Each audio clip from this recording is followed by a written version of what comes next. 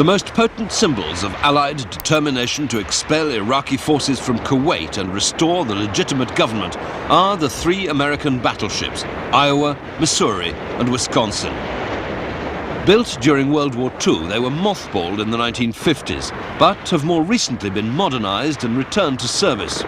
Now they sit some 20 miles offshore in the Gulf, each armed with 9 16-inch guns, capable of throwing a shell weighing over 1 ton right into the heart of Iraqi positions. Each ship displaces nearly 60,000 tons and carries a crew of 1,900 officers and men. Even if a missile were to strike one of these ships, it would do little damage, for they are protected by armor plate up to 20 inches thick.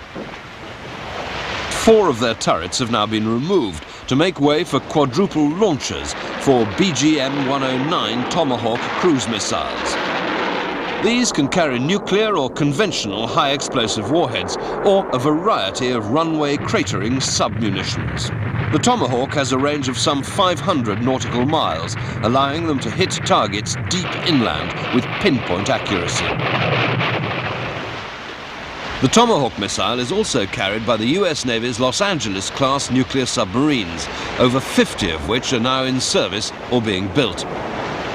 Their Tomahawks can reach targets in Iraq while submerged from either the Mediterranean or the Red Sea.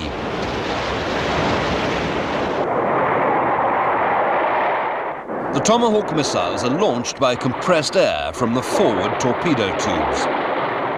When they break surface, their solid fuel rocket motors kick them to a height and speed where their main air-breathing turbojet cuts in and the fins deploy.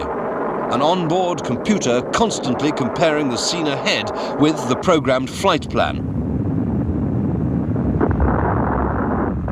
This guides the missile unerringly to its target. The US Navy also has several carrier battle groups in the Persian Gulf and Red Sea. The first aircraft carrier on station is the USS Independence, and she is subsequently joined by others of the Forrestal, Kitty Hawk and Nimitz classes. Each of the carriers is protected by the task force of other vessels, including anti-missile cruisers. The carriers are massive floating cities, displacing 80 to 90,000 tons and carrying crews of over 5,000 men, including the air wing. Their principal armament is, of course, their aircraft, and each carrier can accommodate 86 fixed-wing aircraft and helicopters. One of the latest additions to the fleet is the McDonnell Douglas FA-18 Hornet dual-role fighter and attack plane. These are supplemented by Grumman Hawkeye airborne early warning and control aircraft. But the most potent aircraft of all is the Grumman F-14 Tomcat, a big 2-seat swing-wing machine which can carry the Phoenix air-to-air missile capable of engaging targets over 100 miles distant.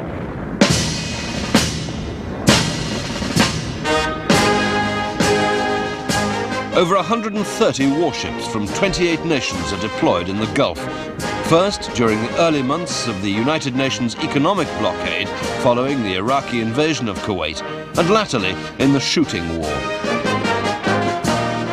They include frigates and destroyers, as well as tankers and fleet replenishment and repair vessels, plus over 30 marine assault vessels.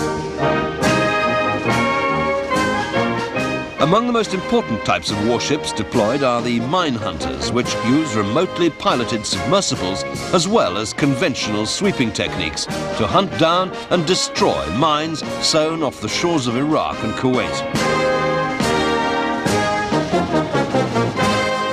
The Royal Navy's contribution to the task force is considerable, with more than 20 warships on station, including the ultra-modern Type 42 Batch 3 destroyer HMS Gloucester, alongside her sister ship York and the earlier HMS Cardiff.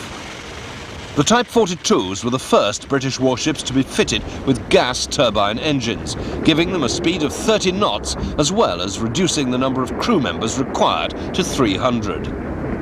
The ships are specifically designed for air defence of the fleet, and their principal weapon is the GWS-30 Sea Dart anti-aircraft missile. This has a range of nearly 20 miles, and in concert with the new Type 996 target acquisition radar and ADAWS computer system, can engage enemy aircraft and missiles in any weather conditions. The Type 42s carry the Westland Lynx HAS-3 as well, a small twin-engined all-weather high-performance helicopter. A joint Anglo-French venture, it's designed for the surface search and attack roles and is fitted with sea spray radar, which has over-the-horizon capability. The Lynx can carry a wide variety of different weapons, the Sea Skewer missile in particular having proved itself several times in sinking Iraqi gunboats. Each Lynx can carry 4 of these missiles. Other weapons may include Stingray torpedoes and a machine gun or 20mm cannon. The Lynx accommodates a crew of 3, plus up to 10 Royal Marines, and has a range of over 320 miles, being able to stay in the air for nearly 3 hours. The Lynx frequently operates alongside the larger Sea King, which carries dunking sonar to detect enemy submarines.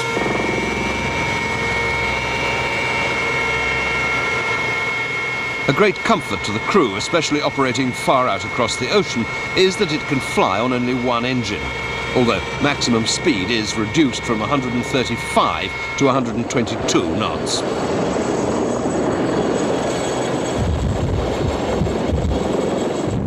Belching a smokescreen, another piece of state-of-the-art equipment deployed in the Gulf, is the US Marine Corps' Amphibious Armored Infantry Vehicle, or AAIV-7. To all intents and purposes, this is an armoured personnel carrier which can swim using ducted water jets, even with a strong sea running, allowing it to come ashore through heavy surf. Top speed in the water is 6 knots, but once ashore, the AAIV-7 can manage up to 45 miles per hour, and speed in an amphibious assault is obviously essential. Of all-welded aluminium construction with armour up to 45mm thick, the amphibious carrier can carry 25 Marines in air-conditioned comfort, fully protected against chemical and biological attack. In action, its troops exit through the hydraulic ramp at the back, protected by covering fire laid down by the 50 caliber machine gun in the turret. Another vital weapon in the US Marines inventory is the LCAC, or Landing Craft Air Cushion. This massive 170-ton hovercraft is crewed by only 5 men and propelled by 4 gas turbines, driving 2 enormous ducted fans. It can carry a 60-ton load ashore. This could mean an M1 Abrams, the US Army's main battle tank. The LCAC, with a speed of 50 knots and low pressure on the surface of the water, give it better protection than a conventional landing craft against coastal mines or oil-polluted beaches. It's a pure logistics craft, not designed for the battlefield, so is unarmoured. Another advantage it confers over conventional landing crafts is that the stores it carries get ashore dry rather than wet, which can be vital, especially when it comes to ammunition and explosives.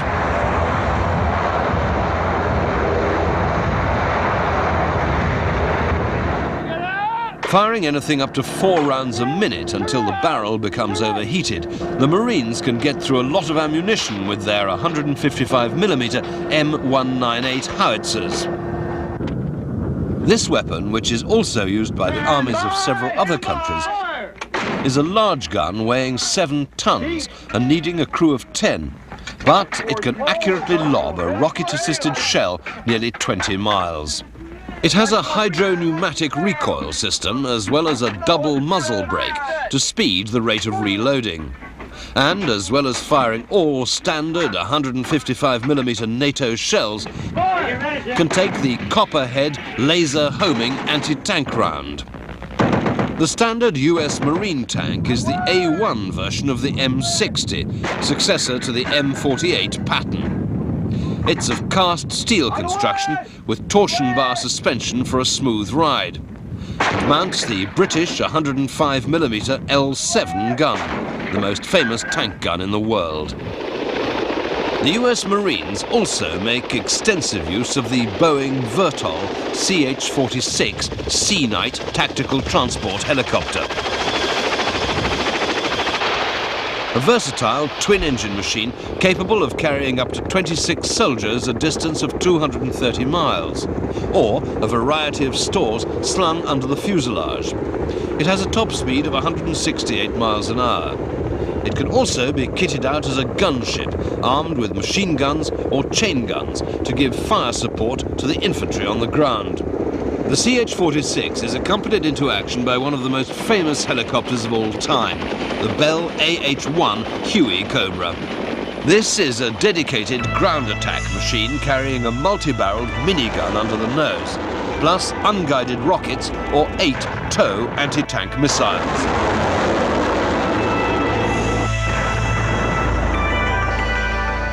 Perhaps the most spectacular machine in the US Marines arsenal, though, is the AV-8B Harrier vertical or short takeoff and landing strike fighter.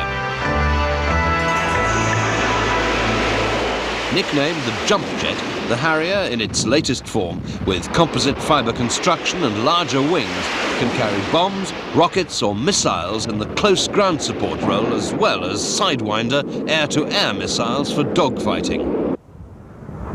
Powered by a vectored thrust Rolls-Royce Pegasus turbofan, the Harrier II has a tactical combat radius of about 300 miles with full weapons load, and can fly at up to 800 knots in its clean configuration.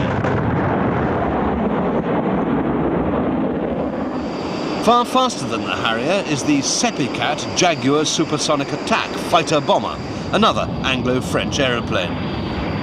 Like many other weapons, it's having its first real combat experience in the war to expel Saddam Hussein's forces from Kuwait. And just as the Harrier did in the Falklands, it's proving itself an exceptional warplane. A single-seater, it's powered by 2 augmented turbofans, which give it a top speed in excess of Mach 1, even when loaded with bombs, rockets, air-to-air or air-to-surface missiles, and electronic warfare jamming gear. The pilot's head-up display, or HUD, shows him exactly where his target is and allows him to pinpoint his weapon's delivery accurately. It can carry nearly 5 tons of weapons, including a pair of 30mm cannon. Capable of carrying an even more impressive weapons load is the Panavia Tornado. This is another multinational aircraft, developed by Britain, Germany and Italy as an all-purpose strike and air superiority fighter. A swing-wing aircraft with a crew of 2, it can operate by day or night in all weathers. Its enormously powerful turbo-union turbofan engines giving it more than 16,000 pounds thrust each for a top speed of over Mach 2 and a typical combat radius of nearly 900 miles. Because such performance burns fuel at a prodigious rate, Tornadoes are equipped for in-flight refueling from Victor K2 tankers. This is something that can also be done by day or by night using radar and passive light intensifiers, allowing the Tornadoes virtually unlimited range or the ability to loiter in a combat zone for several hours at a time. One of the Tornado's principal tasks is runway busting. To do this, the Tornado uses the JP-233 cluster munitions dispenser, twin pods under the fuselage, which disgorge a mixture of parachute-retarded cratering bombs and anti-personnel mines. The typical Tornado mission involves flying at very high speed, only about 50 feet above the ground, frequently skimming through mountain passes to avoid enemy radar detection.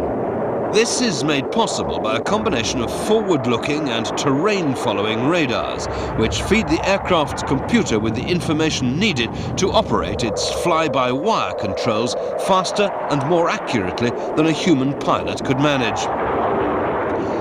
Accuracy is further enhanced in the Gulf by teaming the Tornadoes with Buccaneer S2s. The latter carry laser target designators in their rotating bomb bays to illuminate targets for the paveway smart bombs carried underneath the Tornadoes.